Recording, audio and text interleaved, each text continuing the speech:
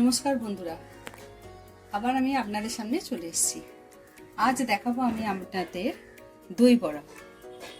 ঘরে দই বড়া কিভাবে বানালে খুব সুস্বাদু এবং খুব সুন্দর খেতে লাগে, নরম তুলতুলে হবে কিভাবে। চলুন দেখে নিই এই দই বড়াটা আমি কিভাবে বানাচ্ছি। দেখুন, এখানে আমি নিয়েছি বিউলির ডাল, অর্থাৎ যেটাকে বলা হয় কড়াইয়ের ডাল।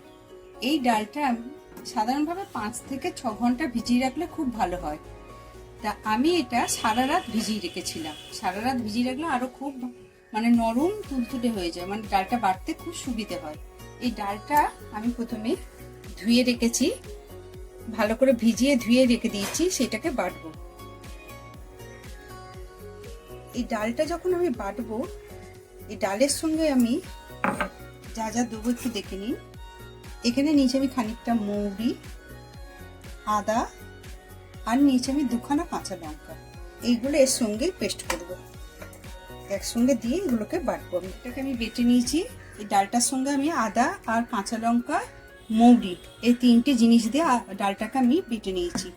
এই ডালের মধ্যে আমি যেটা দেবো এবার, এই পরিমাণে একটু হিং দিয়ে দেবো। হিং। এবার যেটা দেবো, এই পরিমাণে একটু খাবার সোডা, আর দেব এটা হচ্ছে জোয়ান। এই ছোট 1 চামচের মতন জোয়ান দিয়ে দেবো।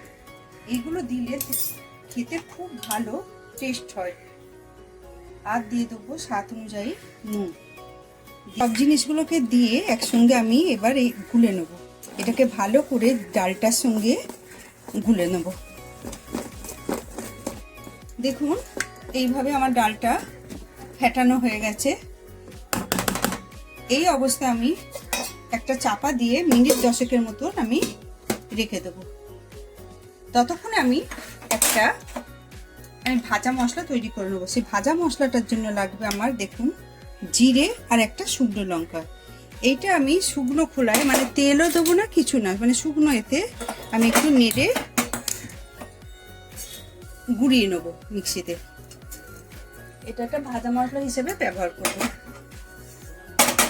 10 মিনিট পর আমি দেখাচ্ছি। 10 মিনিট হয়ে গেছে। ডালটা কিভাবে দেখুন ফুলে উঠেছে।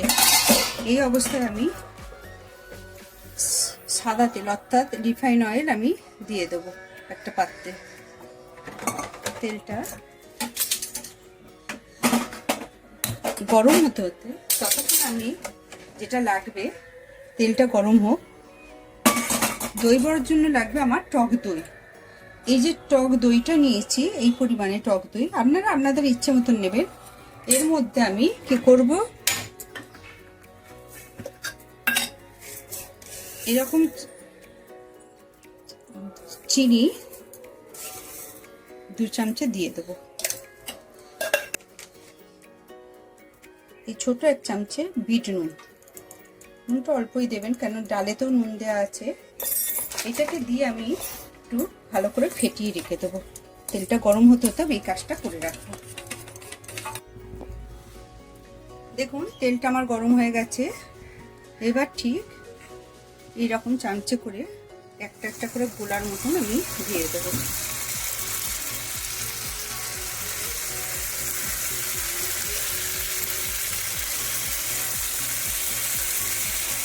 তেলটা গরম হয়ে যাওয়ার পর আঁচটা কিন্তু অবশ্যই মিডিয়ামে রাখবেন। এই দেখুন, আঁচটা এরকম মিডিয়ামে রাখবেন। ছাঁকা তেলে এইটা ভাজা হতে হতে আমি তার সঙ্গে আরেকটা কাজ করে নেব। এরকম একটা বাটি নিয়েছি, বাটিতে খানিকটা নর্মাল জল আমি দিয়ে দেবো। সেই জলের মধ্যে দেবো আমি খুব সামান্য পরিমাণ একটু নুন। দেখুন, খুব সামান্য পরিমাণ এই নুনটা দিয়ে জলটা আমি গুলিয়ে রাখবো। নুনটাকে দেখুন, একটা দিক ভাজা হয়ে গেছে। এটাকে আমি আস্তে আস্তে করে উল্টিয়ে দেবো। দেখেছেন, খুব সুন্দরভাবে ফুলে উঠেছে জিনিসগুলো। এইভাবে যদি আপনারা তৈরি করে দেখেন, দেখবেন খুব নরম হবে। এইভাবে উল্টো দিকটাও আমি ভেজে নেব। দেখুন এইগুলো অলরেডি ভাজা হয়ে গেছে, আর আমি ভাজবো না, এগুলোকে আমি একটা জায়গায় তুলে নেব।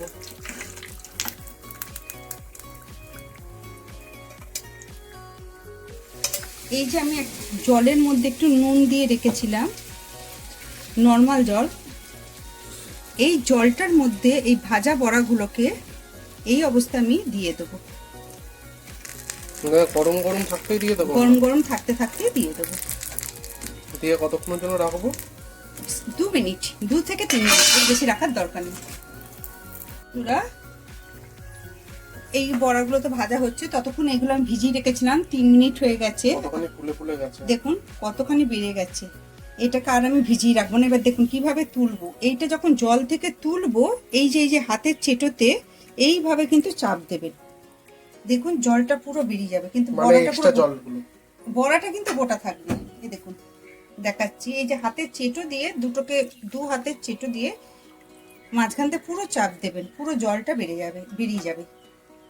এইভাবে সব বড়াগুলোকে জল থেকে আমি তুলে নেব।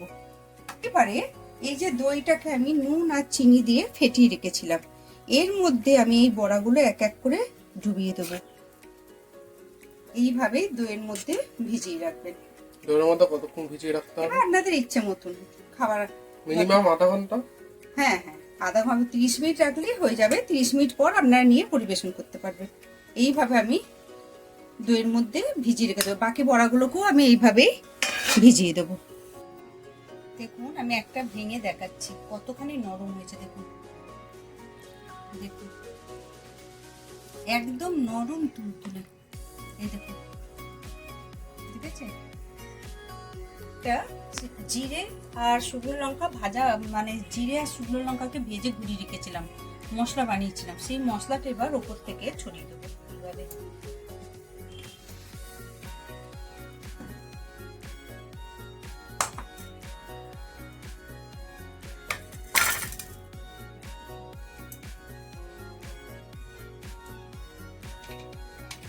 আর একটু দিয়ে দেবো আমি ধনেপাতা কুচি।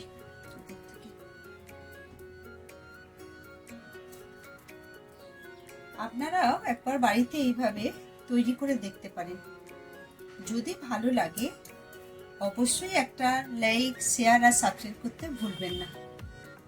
নমস্কার বন্ধুরা।